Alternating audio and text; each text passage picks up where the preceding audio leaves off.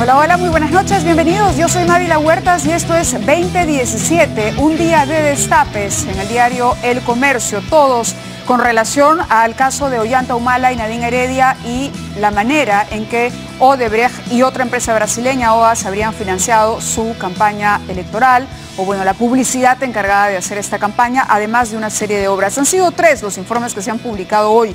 En el primero se señala que Odebrecht y OAS pagaron a los publicistas de Ollanta Humala. Esto es algo que el expresidente había negado. La unidad de investigación, sin embargo, del diario El Comercio ha accedido a una declaración que ofreció Valdemir Garreta, uno de los estrategas publicitarios ante el fiscal anticorrupción peruano Sergio Jiménez en Brasil en septiembre de este año. De acuerdo a ese testimonio, Leo Piñeiro, el expresidente de la constructora OAS, hoy recluido en prisión, fue quien lo buscó para que prestara sus servicios de marketing político al entonces candidato nacionalista. Es a finales del 2010 cuando Piñeiro me consultó si tenía interés en realizar una campaña en el Perú para el candidato Ollanta Humala. Esto es lo que dice El Comercio. Garreta recordó el papel protagónico que tuvo la ex primera dama desde el inicio de la campaña. Bueno, todos hemos sido testigos de que Nadine Heredia fue una persona importante que participó activamente, a diferencia de otras parejas de candidatos en la campaña electoral del nacionalismo. Y él dice, me facilitaron el número de Nadine Heredia, no recuerdo si fue el mismo Piñeiro u otra persona, pero la cuestión es que la llamé y quedamos en reunirnos. Nos hospedamos en Miraflores, en el Miraflores Park, que ahora se llama Belmont, Miraflores Park, no recuerdo si fue al día siguiente, pero fuimos a cenar con ellos a un lugar en las afueras de Lima, era un lugar reservado. Esta es una de las notas que ha publicado hoy El Comercio, que continúa investigando la manera de operar de Odebrecht. Aquí amplía otro informe Giovanna Castañeda, la historia de los asesores del nacionalismo que llegaron de Brasil. Y se habla, en efecto, de Luis Fabre y de Valdemir Garreta. También se habla de otro publicista importante. Dice, la nota explicaba que la estrategia fue diseñada por el experto en marketing político Joao Santana, que había sido el que ayudó a Lula. Recordemos que finalmente el contacto o los favores de Odebrecht para Ollanta Humala fueron propiciados por el expresidente Lula da Silva. Recordemos que Barata dijo incluso que su candidato no era Ollanta Humala, porque quería un candidato más acorde con la idea de libre mercado. Ollanta era un signo de interrogación frente a lo que podría ser ante el modelo económico. Y es por eso que luego, con la asesoría de estos brasileños, se hace finalmente el cambio, ¿no? El cambio de la gran transformación a la hoja de ruta que le permite a Ollanta Humala ganar en segunda vuelta. Ahora, se han pronunciado Ana Jara, que ha sido presidenta del Consejo de Ministros, ministra de la Mujer del gobierno humalista. Tenemos, me parece, el tuit de Ana Jara. Esto es lo que ella dice, que se investigue esta denuncia. Esto salió en primera plana del Comercio y ella inmediatamente dijo esto. Y las partes hagan sus descargos. Esperamos pronunciamiento del Partido Nacionalista. Aquí no vale el silencio. Ana Jara es una de las personas que más leal ha sido a la denominada expareja presidencial y esta vez dice que se explique, porque hay gente que apoyó este partido y que creyó en ellos y que finalmente merece una explicación. Nadine Heredia también se ha pronunciado a través del Twitter. Esto es lo que dijo. Excomunicaciones o FX Comunicaciones fue contratada por el Partido Nacionalista como consta en la OMPE. No gestioné ningún pago adicional para Garreta, para el señor Garreta, claro, porque los montos difieren. Lo que aparece en la OMPE es un monto inferior a lo que Garreta dice haber recibido. En cualquier caso, Odebrecht trabajaba así. Odebrecht no solamente pagaba sobornos para hacerse de obras públicas, de construcciones importantes, carreteras, en fin, estadios, clínicas, hospitales, también apoyaba a los candidatos y prácticamente a todos los candidatos, porque iba a la segura. Era una manera de granjearse, de conseguir la confianza y de tender puentes con los gobiernos que podían entrar. De ahí la preocupación de Barata por tener también contento a Ollanta Humala o sentir que tenía un acercamiento con él a través de este favor al financiar su publicidad.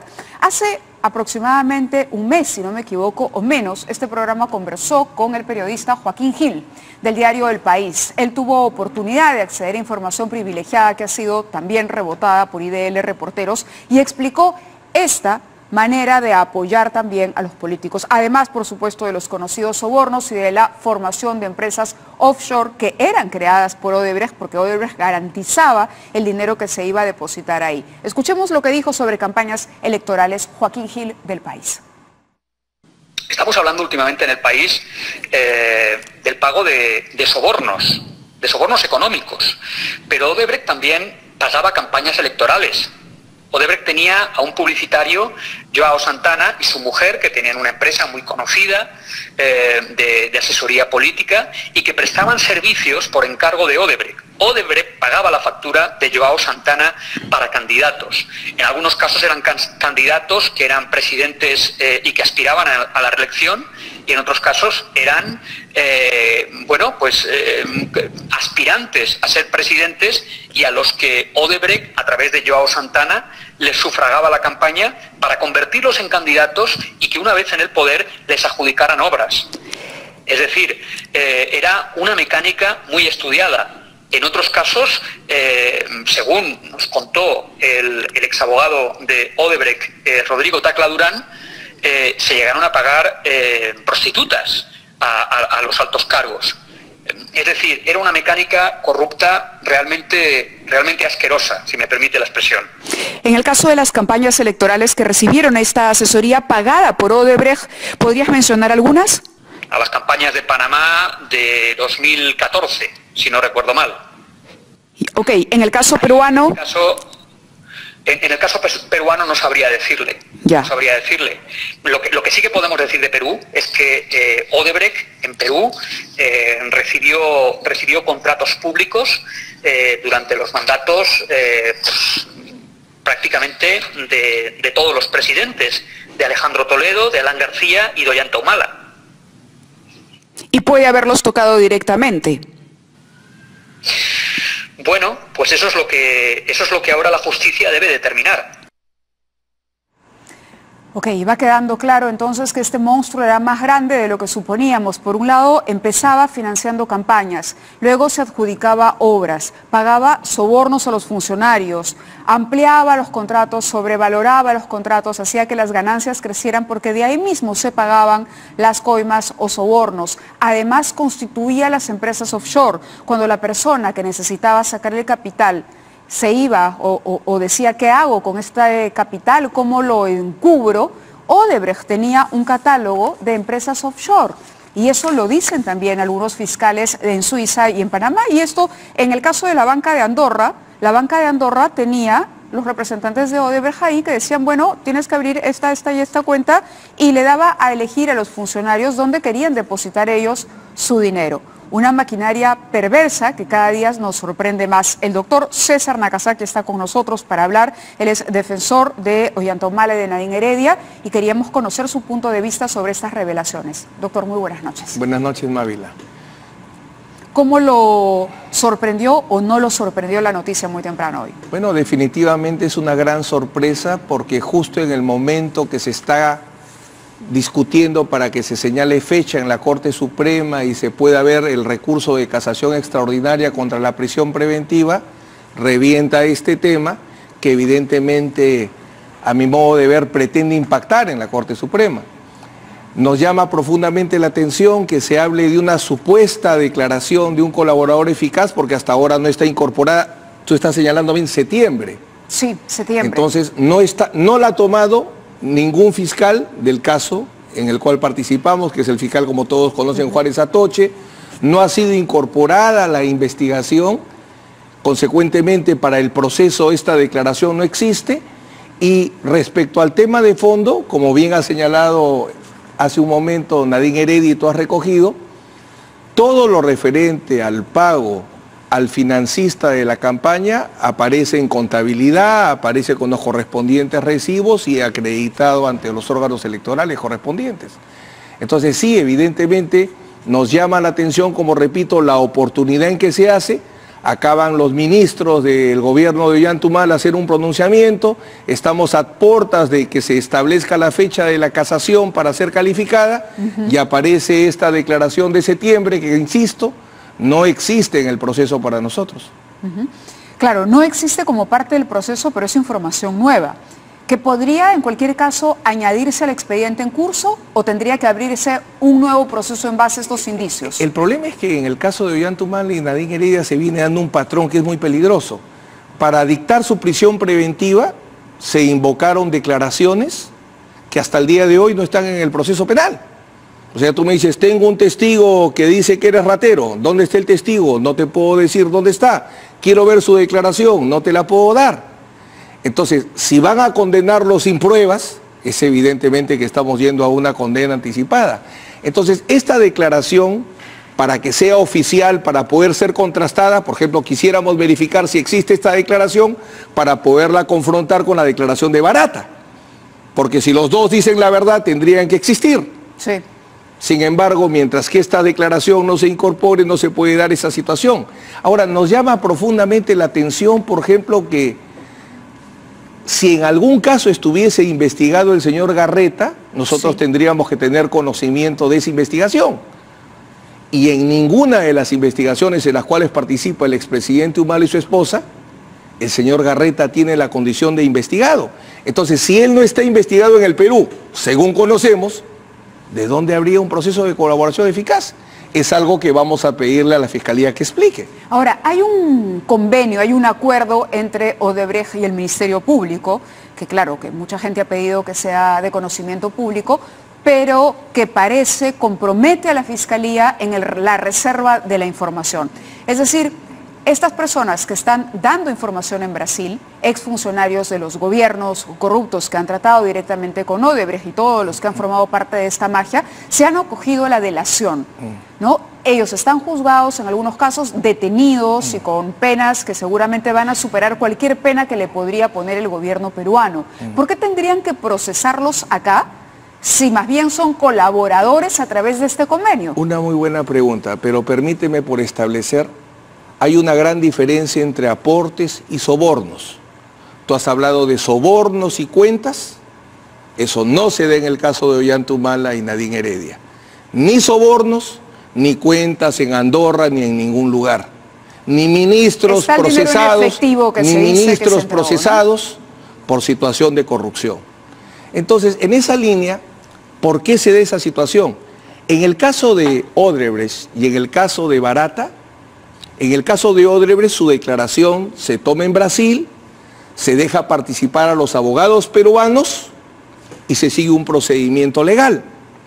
En el caso de Barata, la declaración se habría dado en una colaboración eficaz que aparentemente habría quedado truncada, pero en el caso de Garreta, la colaboración eficaz, según el comercio, nosotros deberíamos decir según la Fiscalía, según el expediente, según el comercio, es una colaboración que se habría dado acá, no traída del Brasil, según tenemos entendido, ¿no?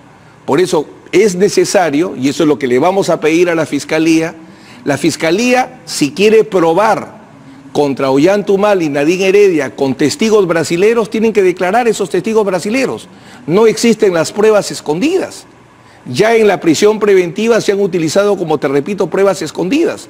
Porque nosotros, frente a lo que se esconde, tenemos la contabilidad del Partido Nacionalista, estamos haciendo una pericia del Partido Nacionalista para poder explicar sus fuentes de financiamiento y ahí aparece todo claro y transparente, como esperamos demostrar. Es decir, el convenio podría pedir que no se haga público el detalle de estas confesiones o delaciones, como se llaman en Brasil, o en este caso la defensa tiene derecho a poder conocer, porque es distinta la situación, ¿no? De repente usted puede solicitarlas y se le puede mostrar a usted en tanto abogado de una de las partes, pero lo que no sabemos es, como no se conocen mayores detalles de este convenio, es si pueden ventilarse de esta manera, porque esto es un trabajo periodístico, ¿no? El periodista consigue fuentes y publica. Otra cosa es los parámetros que enmarcan un proceso fiscal y posteriormente judicial. Pero es muy importante porque si este tipo de información no se acompaña con la explicación correspondiente, todo lo que se produce en un proceso de colaboración eficaz solo es prueba el día que hay un acuerdo y en ejecución de ese acuerdo el colaborador eficaz declara como testigo. El ejemplo, Matilde Pinchi Pinchi. Hace su colaboración Y en ejecución de esa colaboración apareció, como bien recuerdas, declarando como testigo en 1000 procesos. Esa es la manera de utilizar la información de un colaborador eficaz. Pero en ese caso, Matilde Pinchi no tenía un proceso en otro país. No, pero ok.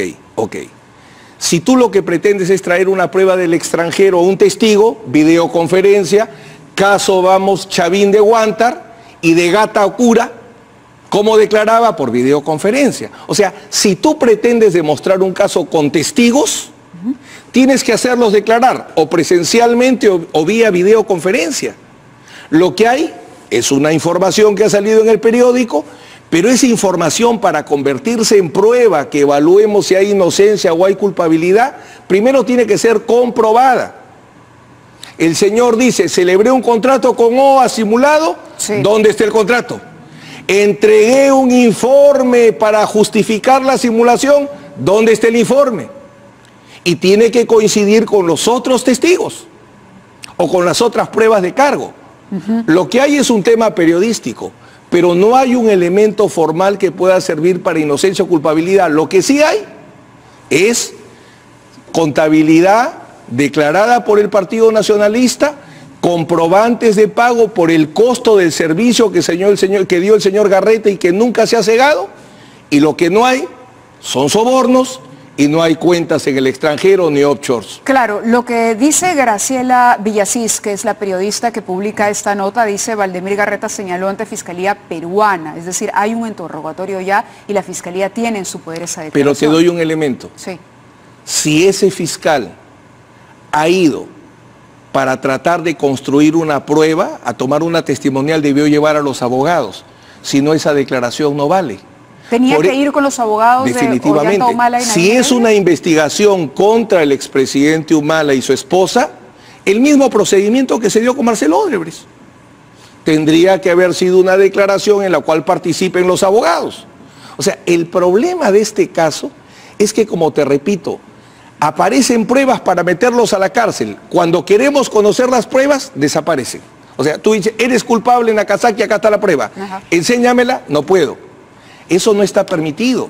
Claro, la cantidad de detalles es lo que sorprende, ¿no? La cantidad de detalles, porque dice en la reunión... Pero ojo que IDL ha venido trabajando, tú lo has citado y sí, bien como fuente, donde ha ido demostrando que en las supuestas colaboraciones eficaces de Brasil hay muchas afirmaciones que no son ciertas. Hay todo un análisis periodístico sobre las inconsistencias de Barata, por ejemplo. Por eso es importante traer a la persona, someterla a un interrogatorio, y ahí es donde se determina si dice la verdad o miente.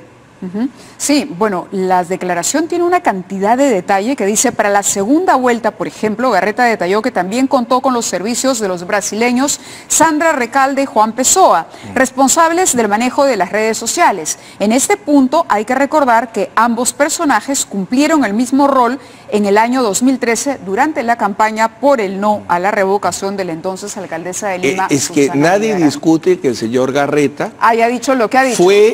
Ha sido la persona encargada de la campaña en el ámbito de la propaganda electoral. Nadie discute que dio un servicio, se le pagó, están los comprobantes de pago, está la contabilidad correspondiente. O sea, todos esos datos no están en discusión. Claro, bueno, habla de una parte que en efecto la pagó el Partido Nacionalista y otra que la paga directamente la expareja Mientras que nosotros tenemos frente a esos documentos, ahora vamos a ver qué tiene la Fiscalía, porque no puede ser la versión del Comercio. O sea, con la versión del periódico ni se absuelve ni se condena a una persona. Es carne cruda que hay que procesarla, hay que cocinarla, hay que verificarla. Así es, tengo justamente un pronunciamiento del Partido Nacionalista Peruano que me acaban de hacer llegar, lo tienen ustedes en la pantalla, dice, debido a la reciente información acerca del presunto aporte por parte de empresas brasileñas a la campaña del Partido Nacionalista Peruano año 2011, el partido ratifica que nunca recibió aportes de la empresa Odebrecht ni tampoco de la empresa OAS en ninguna campaña ni presidencial ni de cualquier otra índole. Todos los aportes recibidos, como los gastos realizados durante las campañas presidenciales 2006 y 2011, constan en los informes presentados ante la Oficina de Procesos Electorales, incluyendo la contratación de la empresa FX Comunicaciones. Claro, no es que FX está nombrado en OMPE. Lo que no se sabe es que FX era contratada y pagada de acuerdo a estos testimonios, de acuerdo a la información por lo menos que se ha hecho pública, por Odebrecht y OAS, ¿no? Es decir, el contrato publicitario puede ser perfecto, hay un recibo y todo, pero el dinero ¿de dónde sale? Claro. El dinero sale lo importante, de otro lado, porque ¿cómo justifica el Partido Nacionalista los abonos de dinero a FX? Lo importante, Mávila, es tener claro que lo que plantea el comercio es una hipótesis. Solamente es una hipótesis. Es una hipótesis de investigación que respeto. Pero ahora esa hipótesis tiene que ser comprobada o descartada. Mientras que nosotros tenemos documentos, tenemos contabilidad, tenemos informes, la Fiscalía ahora tiene que traer a ese testigo, porque incluso está con nombre y apellido. ¿Va a pedir usted que lo traigan?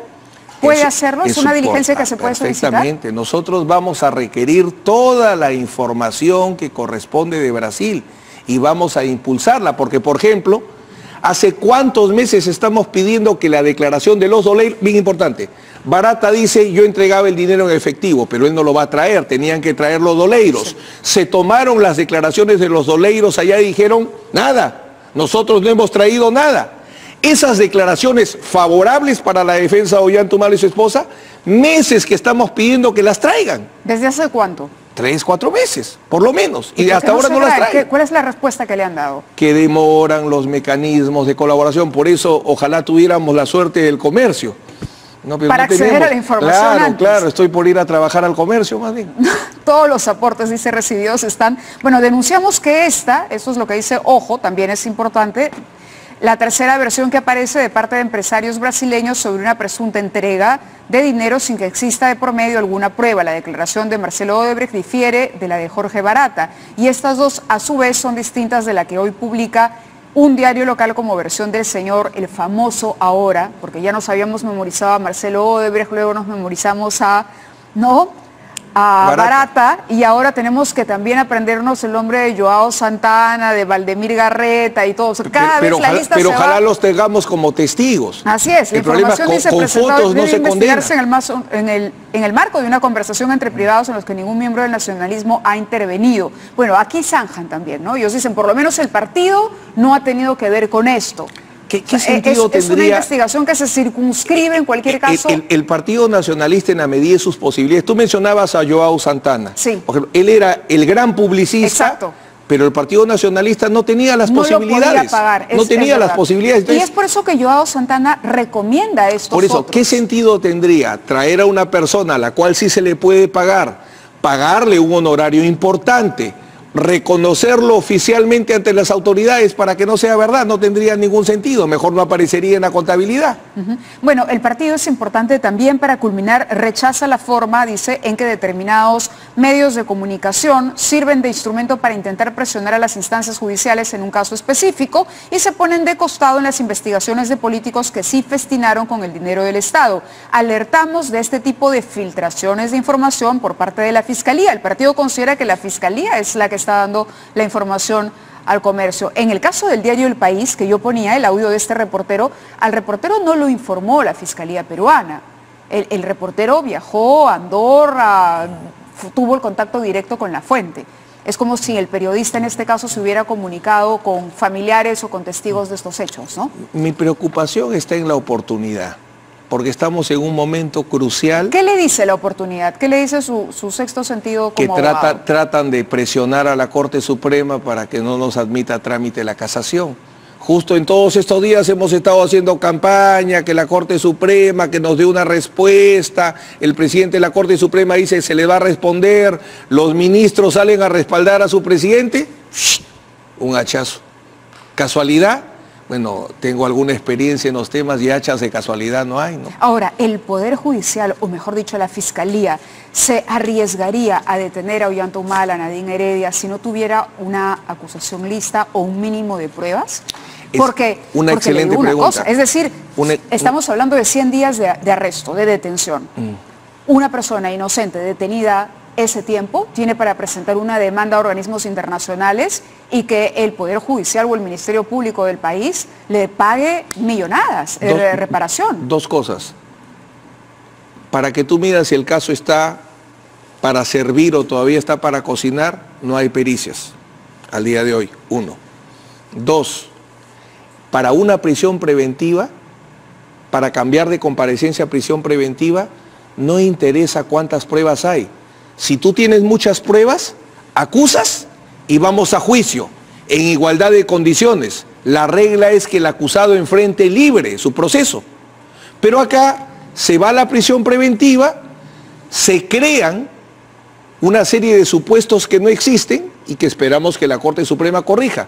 Con gran esfuerzo estamos logrando que se tramite el caso en la Corte Suprema y aparece este tipo de cosas que ojalá no se reiteren, ¿no?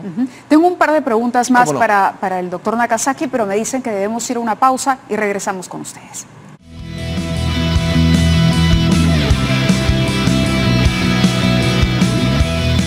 Muy interesante de verdad hablar con el doctor Nakazaki, sobre todo en los cortes comerciales, porque uno aprende un poco más.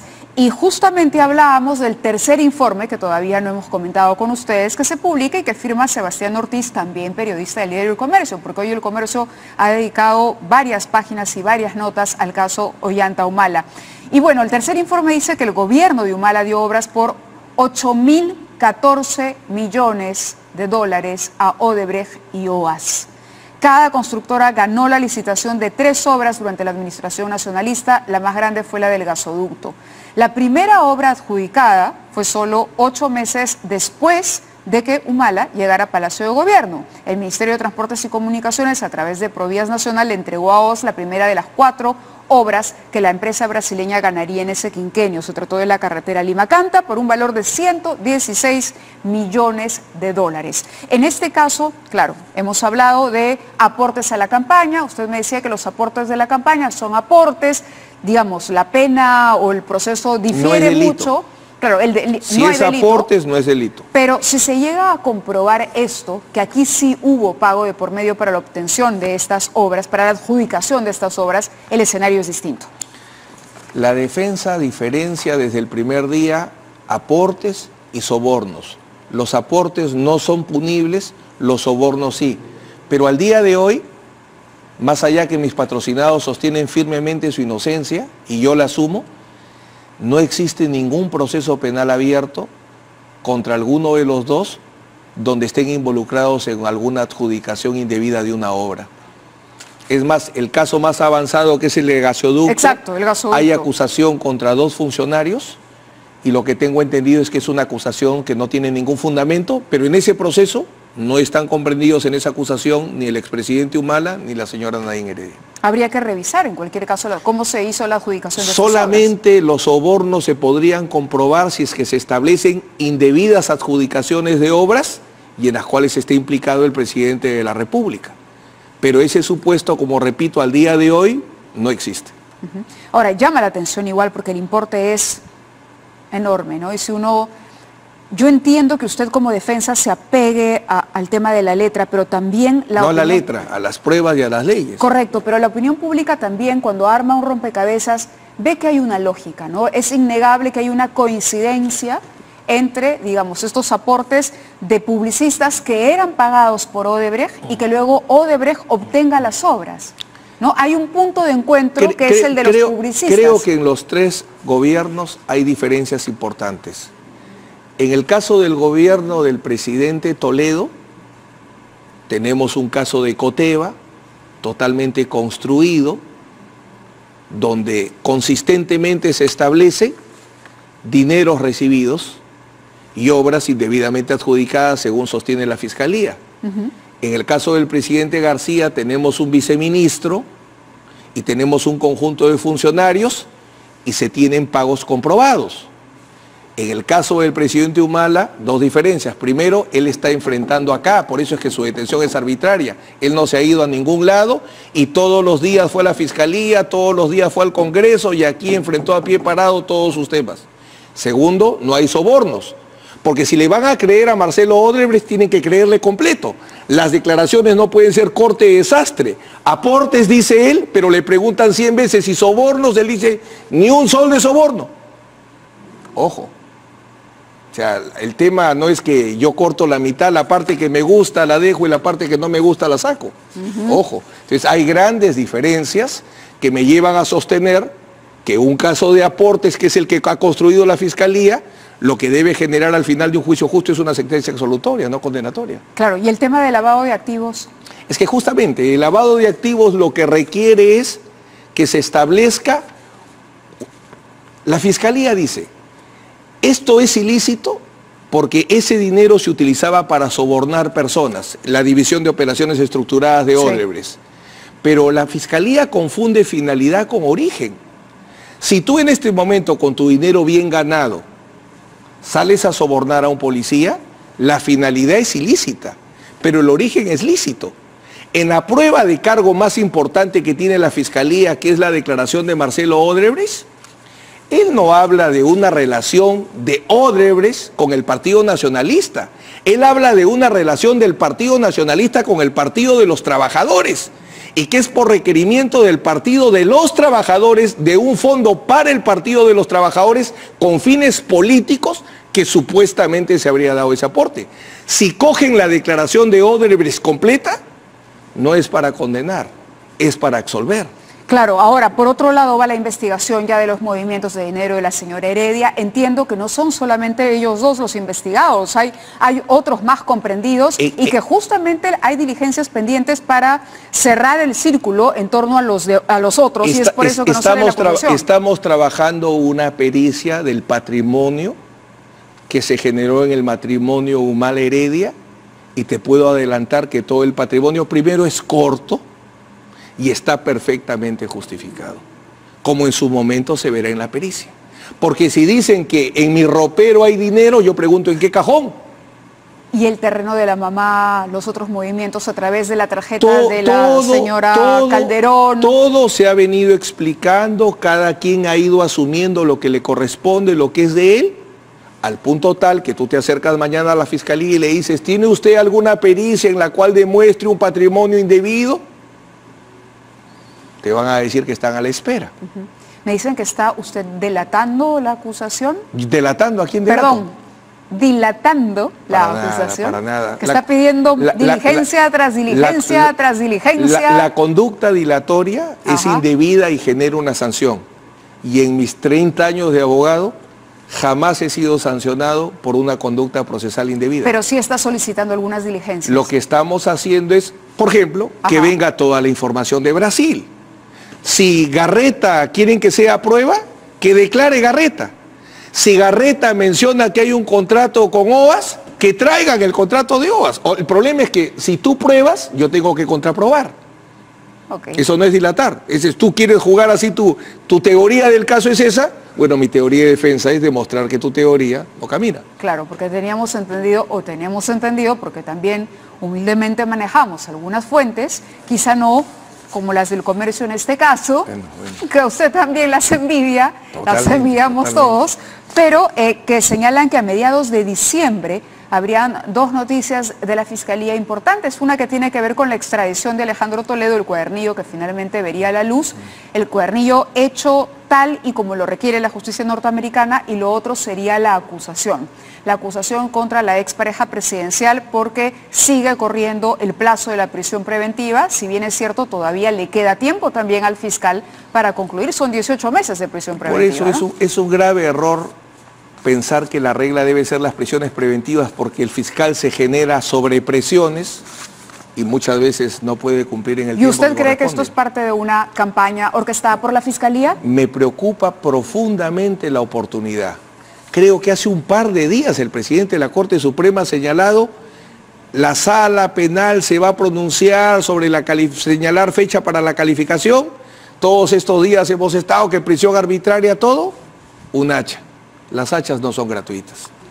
Muy bien, doctor Nakazaki, gracias por haber estado con nosotros. Hacemos una pausa y regresamos con Jenny Vilcatoma, la congresista que también tiene que hablar de Odebrecht y de esta telaraña construida por esta constructora brasileña. De eso y de otros temas con ella regresamos.